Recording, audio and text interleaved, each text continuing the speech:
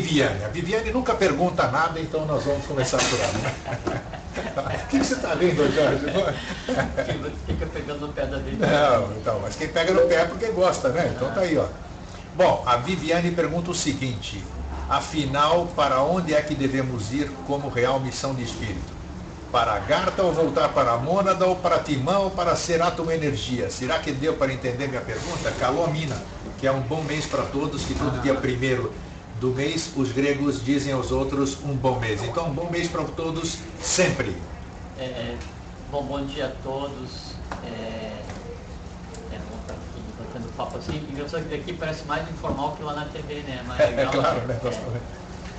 Com relação a para onde que nós vamos, né? Primeiro cada um vai para o seu lugar de direito, né? E depois com relação à Agartha, ela é uma situação de exceção hoje, porque na época da Atlântida, então a divindade convivendo com a humanidade, a Agartha era a própria superfície, 7 cidades Atlântidas equivalentes ao que é hoje 7 cidades da Agartha, cada cidade ligada a um planeta, a uma raça, como é hoje, e todas elas acontecendo em paralelo, como é hoje. Então hoje tudo acontece em paralelo, né? Só que daí depois, isso pode ser na Atlântida, como houve uma questão seríssima na Atlântida, que levou à queda do esforço evolucional como um todo, para se preservar o resultado evolucional do quarto sistema até então, que isso foi introjetado, que foi criada a Agartha. Então a Agartha, onde está, é uma situação temporária. A Agartha, ela deve vir para a superfície, e esse é o nosso trabalho, preparar a superfície para que se misture novamente com a Agartha, fisicamente, né? Então, nosso destino é fazer parte da Agartha, trazer a Agartha para a superfície.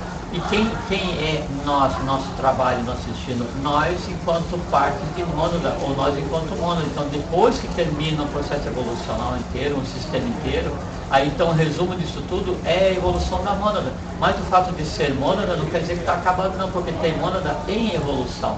Se não tivesse Mônada em evolução, nós não existiríamos. Então, a Mônada tem o resultado final do seu trabalho, no final de um sistema. E nós, enquanto corpo físico, agora temos no final do nosso trabalho enquanto traçar o nosso destino com relação à Agartha. Entendeu, Viviane? Então, são etapas distintas de evento. Então, hoje nosso destino é a Agartha. Mais para frente, nosso destino é uma Mônada consciente, porque então nós somos hoje Jivas, né? No próximo sistema evolucional, nós, Jivas, seremos o que hoje a gente considera como Pits Barishad. Os que são Pits Barishad hoje, no próximo sistema, passam a Agnisvata. Os que hoje são Agnisvata, no próximo sistema, passam a Sura.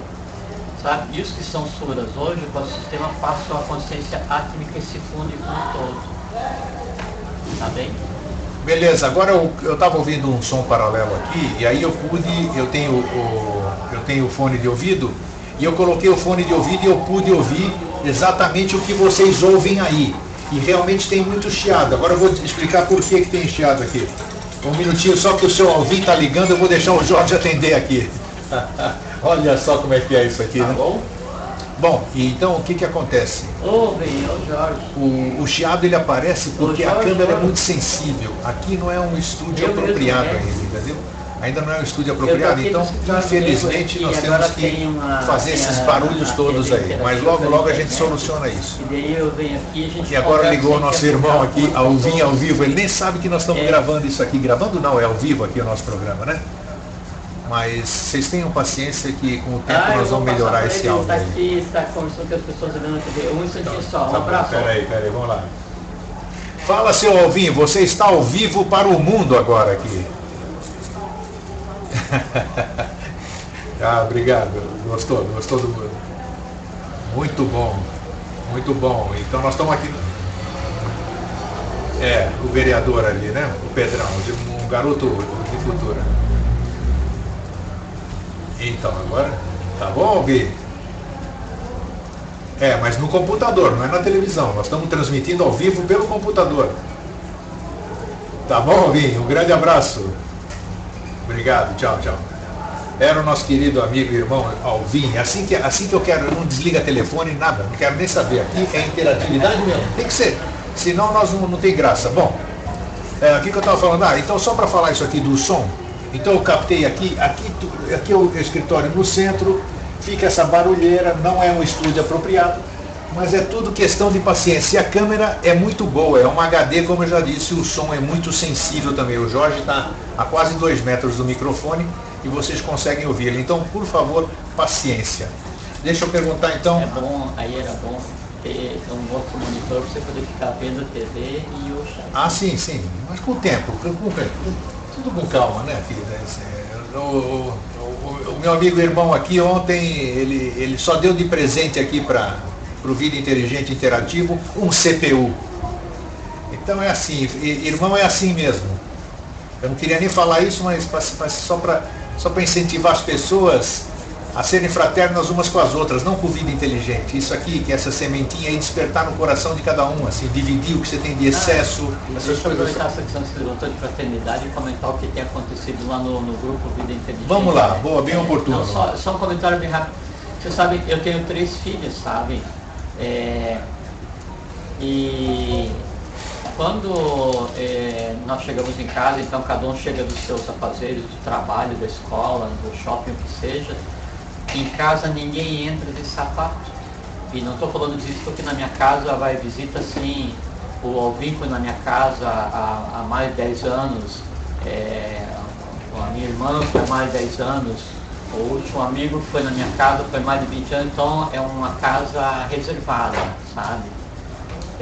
Mas daí nós da família, quando nós chegamos em casa, a primeira coisa que a gente faz é tirar o sapato logo que bota o pé. Então tem um lugar perto da porta, lá dentro, que é para deixar o sapato que a gente vem da rua. E sabe por quê? Para que a gente não traga nada da rua para dentro de casa. Excelente iniciativa. E aí isso se aplica quando você vai na casa de alguém, você não levar as coisas da rua, quer dizer, do mundo, para dentro da casa da pessoa onde você vai, por questões de respeito. E é o que se faz. Então, no caso do grupo do Vida Inteligente, por questões de respeito, aquelas questões de cada um que pensa que se resolve mais com psiquiatra do que com discurso filosófico, essas não devem ser trazidas à tona, porque se não houver respeito, se não houver fraternidade, se perde a ambiência para discussão. E aí não tem mais nenhuma razão de ser. Sabe? Porque se a coisa ficar a tal ponto em que você daí não tem mais que usar o báculo, você tem que desembainhar a espada, aí fica ruim. E uma coisa que a gente tem que aprender é assim, ninguém é tão corajoso quanto pensa ser, ninguém é tão forte quanto pensa, ninguém é tão invencível. O mundo é muito surpreendente e ninguém conhece o outro. Então, parcimônia, respeito, fraternidade é o mínimo que você tem que ter quando você está na casa de outra pessoa. E o grupo é uma casa de todos, então tem que haver respeito, senão... É isso aí, o recado está dado. É isso mesmo, e ontem eu já deixei um recadinho também. Porque... Senão tumultua, a gente tem que ter paciência porque todos nós estamos aprendendo.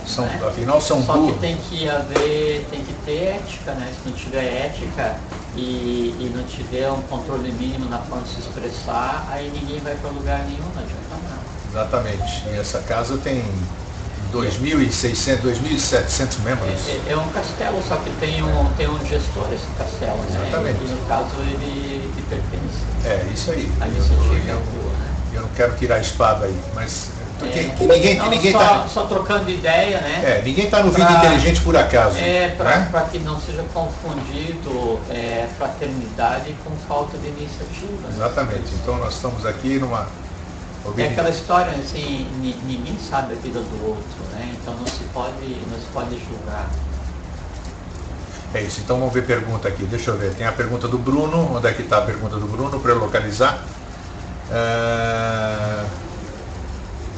Não, seu Bruno, você não viu aqui que não pode, esse livro não pode, não, já está de olho, Bruno, é brincadeira, menino. Não, assim, eu só de tirar da pastinha para mostrar para o grego já caiu a parte já de está trás. desintegrando não, o livro. É um livro que está guardado, mal guardado por mim, né? Está com 50 lá. Pelo menos ele vai ficar agora com uma cópia, pelo menos. O livro a cópia, ela garante o seguinte, que o livro não vai morrer. Exatamente. Eu creio que deve ter 1 ou 2 exemplares desse negócio do Brasil. Não, eu vou lá, eu vou levar pessoalmente, como eu disse. Então, eu quero que ele faça cuidado. Não vai aguentar nenhuma. Com certeza, com certeza. Mais tarde, um dia a gente compartilha. Então, na hora certa, a água aparece quando o poço está pronto. Então, estamos cavando aí. A água aparece quando o poço atingiu o local da água. Né? Exatamente. Porque a água nunca vai ao poço, é o poço que vai. Então, esse é sinal que o poço está pronto, né? Vamos lá, deixa eu ver. Mas quem tem. Um dia o que ele pergunta? Gostaria, é o Bruno que pergunta aqui, gostaria de saber qual é a simbologia. Qual a simbologia da simbologia? O porquê de mensagens ditas ocultas estarem inseridas em monumentos, pinturas, arquiteturas, etc. Sim, isso dá margem para muitas interpretações errôneas. Sim, então vamos ver o que o Jorge responde aí. É porque a intenção é essa mesmo, Bruno. O som, o número e os símbolos são linguagens universais que são entendidas são compreendidas desde pelos elementais até os devas. E quando você quer se comunicar com quem de direito, você deixa um símbolo para quem não de direito não compreenda. Aí a não compreensão faz parte, e o símbolo é uma linguagem universal. O número é um símbolo. Tá, e aqui ele complementa aqui, ó. Ou se achar melhor, peça para o Jorge explicar de onde vem a simbologia rasgar o véu de Ísis, Ísis sem véu. O que tem a ver, o que tem a ver Ísis com isso? O que significa isso aí? O véu é o véu de Maia, né? E Ísis é a simbologia de Ísis Osíris e Horus, né? Que é uma parte da tríade ligada à questão da geração, do conhecimento da geração da matéria física, né? Essa forma de ver as coisas fazendo com que o véu seja retirado. Aí você compreende a matéria em si, ou o conhecimento em si, ou aprender a ver. Bem, então deixa eu entrar aqui um pouquinho Tem que trocar teclado, tem que fazer tudo aqui. Ô Cleonice, eu estou te ouvindo aqui. Quem quiser agora formular perguntas pelo chat, nós estamos interagindo. Quem quiser escrever aqui, eu vou até escrever. Formulem por aqui também. Gradativamente nós vamos chegar lá. Se alguém quiser fazer por aqui, vamos lá também. Eu tenho que aprender a assobiar e chupar cana ao mesmo tempo. Alguma pergunta por aqui? Enquanto ninguém pergunta aqui alguma coisa, ô Jorge... Que bom que ninguém tem pergunta. Não, é bom que ninguém tem pergunta. O que eu ia te perguntar é exatamente sobre... isso aqui é pessoal, eu também estou aqui participando, como qualquer um aqui. Como você explica o fato de... Para mim, Blavatsky, teosofia e eubiose, eu só comecei a saber disso quando eu conheci você começou a participar do programa. Eu nunca tive nenhuma empatia pela teosofia blavatskiana, digamos assim. Sim. Era uma linguagem que para mim não reverberava e essas coisas assim. A eubiose, professor Henrique José de Souza, parece que é a fase nova da teosofia. Sim. E por que eu tenho empatia pela fase nova, vamos dizer, de um mesmo assunto? Como é que se explica isso? Acho que talvez outras pessoas também tenham tido esse tipo de impressão. Então, você sabe que o Tibete ele era considerado como o telhado do mundo, porque lá então estavam os representantes do governo oculto do mundo, Melquisedeque, né? Que era o Lama e suas colunas. Chega um momento em que era necessário fazer a transição desse momento evolucional, até porque o sistema evolucional foi tentado antes foi no Tibete, né? Então, chega um momento em que é necessário fazer a transição desse momento evolucional, né? O gênio da evolução, o gênio dele, ele tem que rumar para o Ocidente. E o conhecimento até então existente lá, ele precisava ser trazido para o Ocidente. Então, aí surge Blavatsky com uma função muito específica. E com uma linguagem muito... Sim, e a função de Blavatsky era fazer com que a quinta raça ela se desenvolvesse o foco, tendo foco como polo responsável no Ocidente, os Estados Unidos. Sim. Sabe? Por isso que a teosofia começou nos Estados Unidos. E Blavatsky foi criada especificamente para que isso acontecesse. Essa transição, então, de parte do conhecimento oriental, da Gupta Vidya para o Ocidente, é o que deu origem à teosofia. E a teosofia, então, ela tem uma linguagem pesada. Então, você vai ver ciência secreta, né? Ciência secreta é uma linguagem densa, como se você estivesse lendo um livro de física, de química. Mas naquele tempo... Naquele tempo era mais complexo. Era mais complexo ainda? Era a transição. Puxa, não, é porque era a transição. E aí a tradução dessa linguagem teosófica que devia ser feita pela escola, criada por Blavatsky, né, que é a teosofia, nos Estados Unidos, ela foi até certo ponto, e aí houve uma reação ao trabalho de Blavatsky nos Estados Unidos, e então ela se muda, ela abandona e se muda para Adyar. Aí há um cisma na sociedade teosófica, e o trabalho é interrompido. Então ele chega até aquele ponto, quando ela vai para Adyar, aí se fala que daí então preferiram adiar a sua evolução. O professor falava muito disso, né? E se interrompe ali e a coisa fica parada. Então, tudo que deveria ter sido feito pelos Estados Unidos como união de poder temporal e espiritual é retirado e vem para o Brasil, que deveria fazer o sexto e sétimo, e passa também o sexto para fazer o quinto. Aí, então, se cria dentro da evolução o que seria a continuação, o que seria a pós-teosofia, quer dizer, o conhecimento que caberia ao Brasil, somado com a continuação do conhecimento teosófico. E aí, então, há um transbordo, né, de uma rama budista do norte do Tibete, e se funda no Rio de Janeiro a Sociedade Dharana, de Samyama de início e Dharana depois, mas com o objetivo também muito específico de ser uma escola iniciática que desse continuação ao que seria a teosofia e ao trabalho do Brasil. Acontece que daí, esse movimento, esse último movimento da lei, ele toma um caminho imprevisto, e aquela sociedade que deveria existir enquanto sociedade civil, né, ela passa a existir enquanto sociedade civil, e todos os valores ocultos e esotéricos que deveriam ficar no governo oculto do mundo embaixo, né, passam também a acontecer na superfície e se reescreve tudo que estava previsto. A questão da linguagem, né, é porque o professor JHS, a gente conhece como Devavani, ele era conhecido como o amoroso, né, ligado ao sexto sistema evolucional. Então o código de linguagem dele é sempre com aquela paciência, com aquela fraternidade, com aquele amor, e por isso ele é eu nunca vi. Falar nisso, o professor deu alguma palestra que tenha sido gravada, algum vídeo dele assim?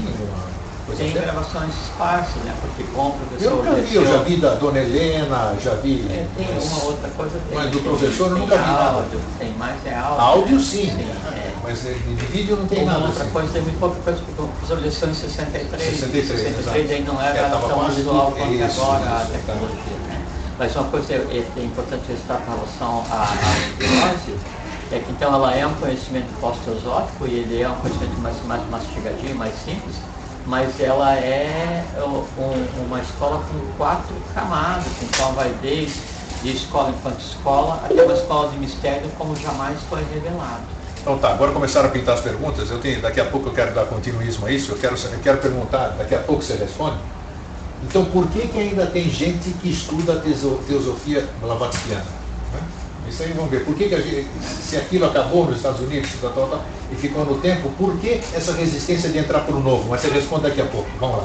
Vamos falar agora? Vamos lá, vai, fala. É porque, em uma faculdade, quando tem gente chegando na 4ª fase, tem gente fazendo vestibular. Bom, boa resposta. Tá? É exatamente isso que ele está. São fases, né, de amadurecimento mental, e amadurecimento no sentido de permeabilização mental, para que você tenha condição de compreender o terreno onde você está pisando, senão não adianta. Da mesma forma, assim, se eu não for alfabetizado e eu pegar um livro oculto qualquer, eu não vou entender. Aí a letra que está escrita ali em português, para mim parece o que o Bruno perguntou, símbolo, e eu não vou compreender. Então, esse caminhar na evolução é para ir compreendendo os símbolos, né, que passam o conhecimento. É interessante, nós estamos no século XXI, vamos dizer, tem disco voador, tem meio de transporte fabuloso, e o cara quer andar de carroça. Sim. É uma opção da pessoa de querer. E às vezes é uma necessidade porque onde ele está, o carro não passa e o disco não pousa. Tá, bela resposta, tá aí, perfeito. Eu gostaria aqui no chat, quem quiser aqui, se você clicar em cima do seu nome aí do lado, que nem a Puxequinha aqui, não sei quem é.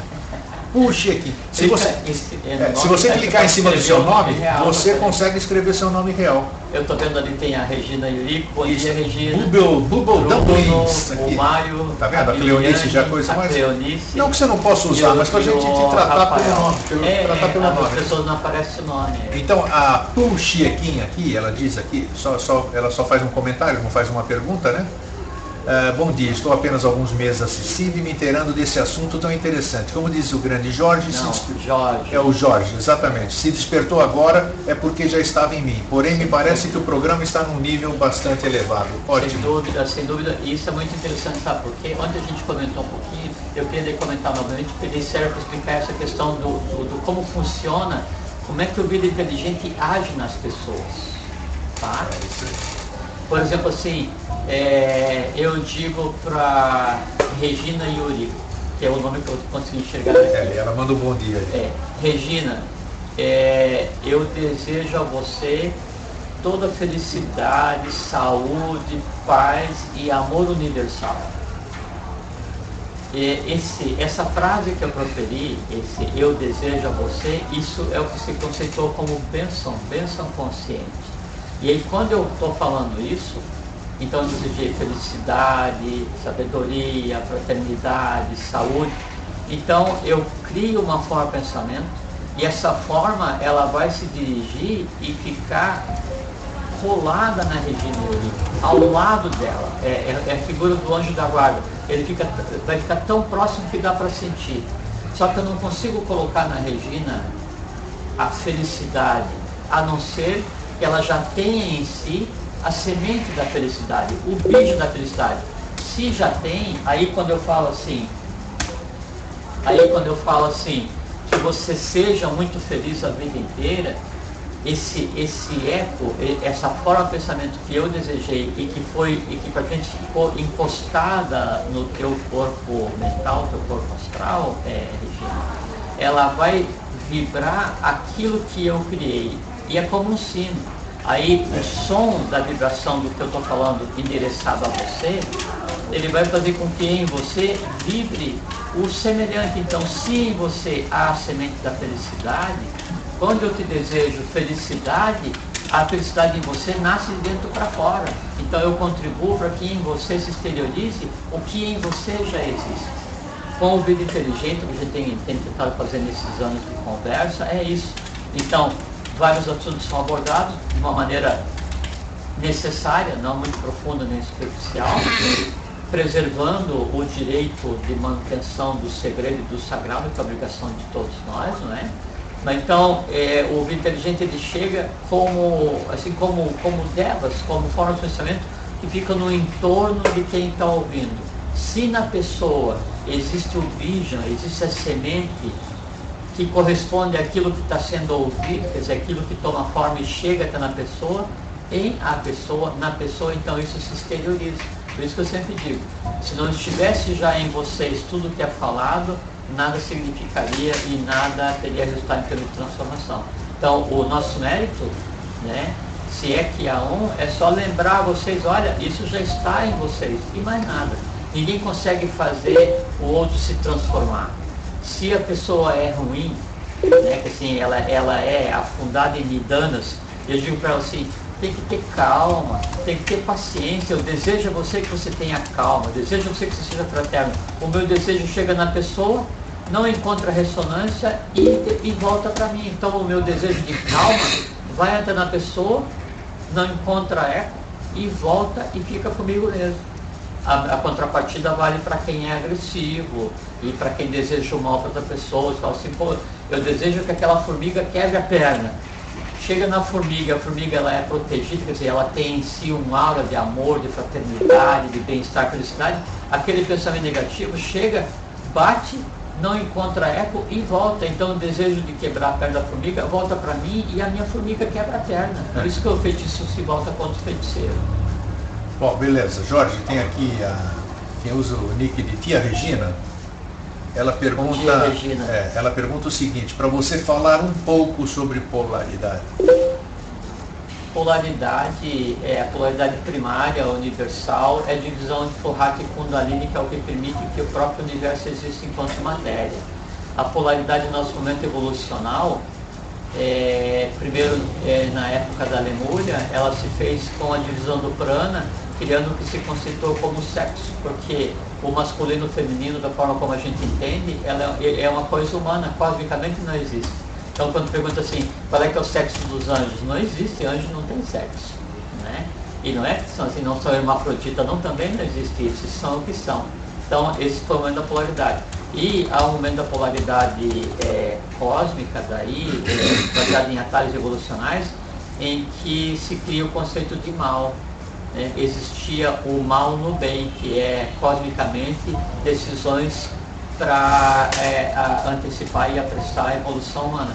Aí, a humanidade interpretando o mal no bem, ela cria o mal no mal. O mal no mal é a interpretação humana de uma coisa cósmica, de evento cósmico. E aí se cria polaridade. Então, no homem, a polaridade se manifesta hoje como mal e bem. E o mal e bem daí se manifesta para ser resolvido dentro daquilo que a gente tem conversado, que são as escandas nidanas. Então, a busca de transformar as tendências negativas, que são as escandas, em nidanas, que são tendências positivas, é transformar a matéria para que a matéria tenha consciência, para que o homem volte a ser, não mais, o ser humano volte a ser, não mais uma criatura polarizada, dividida, mas uma criatura unificada em si mesmo, que seria a união da alma com o espírito, Deus superior com a matéria mais densa. Muito bom, deixa eu ver quem é agora. Agora está divertido isso aqui. Porque, inclusive, entrou a Angélica Barbosa. Bom dia, Angélica, tudo bem? Bom dia. Angélica de Jaraguá do Sul, aqui em Santa Catarina. E a Maria Cristina Francês, ela formula a seguinte pergunta. Jorge, com essa explicação, você quer dizer que o anjo da guarda somos cada um de nós, quando enviamos excelentes vibrações em pensamento ou em palavras aos outros? Perfeitamente, perfeitamente. Então, quando uma mãe, o filho vai sair, o filho te abençoou, vai com cuidado, fique bem, felicidade. Aquele pensamento da mãe, ele vai e forma um entorno protetor no ser humano, sabe? Esse é o conceito de Deva. Então, o anjo da guarda, ele é criado pelo próprio ser humano, né? E ele é o conjunto, né, de coisas cósmicas divinas, neutras, que formam um entorno no ser humano. Obviamente, então, esse é um Deva criado pela pessoa. Agora, existe também, a gente um dia vai abordar, quando formos conversar sobre anjos, e é uma pergunta que foi feita pela Fernanda, então há os devas do além-akasha, os devas do akasha, e há os devas que nós mesmos criamos, mas o conceito de anjo da guarda é esse, sabe? Então não existe um ser cósmico que venha... Não, obrigado, o Grêmio está me oferecendo água. Então não existe um ser cósmico que venha ficar no meu entorno para me proteger, não. Pode vir um ser cósmico, né, um mata-deva, e ficar próximo de mim, mas porque eu faço o trabalho que eu tenho que fazer, não do ponto de vista de proteção humana. Mas então, anjo da guarda existe? Sem dúvida nenhuma, mas não da forma como é colocado, que Deus mandou um anjo para proteger alguém, porque Deus não reconhece o código de linguagem humano. Então tá, vamos lá. Voltando para Viviane, senão a Viviane vai ficar ansiosa demais lá em São Paulo. Na rua 13 de Maio, na Bela Vista, do lado da casa da minha mamãe. Não desmereço a Helena Petrovna Blavatsky, mas ela acabou levando de volta a missão dela para a Índia, ao invés de dar continuidade. Não. Não, a resposta é não. Não, porque é o seguinte, uma missão de lei, uma missão dada a alguém pelo governo oculto do mundo, não é uma posse. A missão, ela tem que ser feita ou por aquela pessoa ou por outro. Blavatsky, você é de altíssima hierarquia, sabe que um dia, na medida que vocês forem se iniciando, vocês vão descobrir o que há de secreto com relação a isso, e que não me cabe agora revelar. Ela fez o trabalho, plantou a semente da teosofia, tentou alavancar os Estados Unidos para que eles fossem o equilíbrio do poder espiritual com o temporal. Isso não aconteceu, por isso que os Estados Unidos é o que é hoje, é só o poder temporal baseado no belicismo e no controle financeiro. Aí Blavatsky volta para a Índia e a missão que cabia ser feita nos Estados Unidos não volta com ela para a Índia, essa missão transborda para o Brasil. Tudo que existia ligado ao governo do mundo à época nos Estados Unidos, isso faz transbordo físico para o Brasil. Os seres envolvidos se transbordam fisicamente para o Brasil. Os valores que existiam plantados, semeados nos Estados Unidos, se transbordam fisicamente para o Brasil. E Blavatsky continua sendo quem ela foi, quem ela era, quem ela é. Tá, então vamos lá. Bacana isso aqui. Um dia nós vamos aprofundar isso e nós já estamos programando para isso. Inclusive nós vamos falar sobre Anita Garibaldi e aguardem a... Não, vamos falar agora. Coisas, não vou falar. Algumas coisas a gente pode falar, outras coisas não vai falar. Não vai falar? Não, algumas coisas não. Algumas coisas não, tá. Porque isso aí compete a cada um ir descobrindo. Mas isso nós já abordamos superficialmente nos tulcos, né? Sim, então, sim, tá. sim. Vamos lá, só um recadinho aqui que acho que é muito gostoso quando a pessoa participa e gosta de ser lida, pelo menos o que ela escreve aqui, deixa eu ver. Alguém falou da pauta, não tem pauta. Não tem pauta aqui, é tudo aqui É que daí tem muitos pontos onde as perguntas são feitas, aí o grego está embaralhado. Nossa aqui, senhora. Vendo da onde que ele lê, o que a gente vai conversar. Aqui, vamos lá, e já passou do horário para vocês saberem, mas nós estamos aqui, não tem problema. A gente fica mais um pouco. Bom dia, Jorge Grego, me chamo Débora, estou no Grau Manu da Eubiosa aqui da Barra da Tijuca, no Rio de Janeiro. Bem-vinda, Débora. O caminho que encontrei, graças ao programa Vida Inteligente, estou feliz e tentando aprender e pôr em prática tudo isso. É por palavras assim e por depoimentos assim que a gente sabe que o que nós estamos fazendo vale a pena. Porque, um fraterno abraço para você, Débora. Então se diz, Débora, esotericamente, né, ocultamente, que daí cabe ao adepto ele colocar no bom caminho 7 criaturas, sabe? E aí essas 7 criaturas vai chegar o momento em que cada uma delas vai colocar no bom caminho 7 criaturas. Então, que você seja muito feliz, que a eubiose seja realmente o teu caminho, que você compreenda o que existe nessa escola em termos de escola filosófica, de escola de mistério, de escola de segredo, e que um dia, então, você compartilhe também com os outros para que as pessoas encontrem o que é necessário. O DJ Rafael FM O Dia, ele diz: oi Jorge, bom dia, gostaria que você falasse um pouco Rafael, de uma revelação do sexto planetário. Putz, esse negócio anda aqui, eu perco a leitura, peraí, isso, o chat anda. Que você falasse um pouco de uma revelação do sexto planetário sobre os 3 pregos em relação ao quase afundamento do Rio de Janeiro. Rafael, isso eu não vou conversar, Rafael. Tá, perfeito. Sabe por quê? Porque assim, aí às vezes algumas coisas a gente pode conversar e em vez de instruir, daí a gente vai confundir. Então isso é uma coisa assim tão específica, né? Tem muito tema que você recusa falar, que eu já perguntei para você. Porque assim, a gente tem conversado... Não vai construir nada, né? Não, e são coisas que a pessoa tem que descobrir por si mesmo. Eu converso bastante bem inteligente, mas o que eu tenho como básico é a ética de discípulo, né? E eu sei até onde a gente pode conversar. E não é que o que eu não falo agora é segredo. Qualquer um de vocês vai percorrer o caminho e vai chegar a um ponto em que vai saber milhares de vezes mais do que eu, e aí eu agradecidamente vou perguntar, me instrua,